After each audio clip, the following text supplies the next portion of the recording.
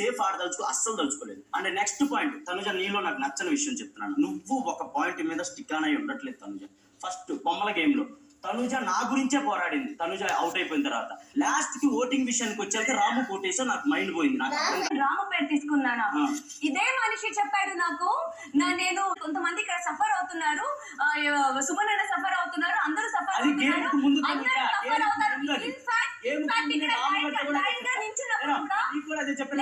ఆయనే చెప్పాడు. లైన్ గా నించున్నప్పుడు అక్కడ ఇలా తల ఊపుకుంటూ ఇలా తల ఊపాడు.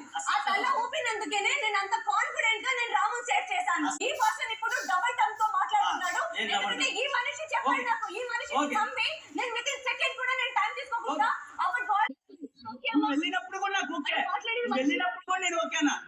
హాయ్ ఫ్రెండ్స్, ఇమాన్యు చాలా అంటే చాలా సేఫ్ గేమ్ ఆడుతున్నాడు.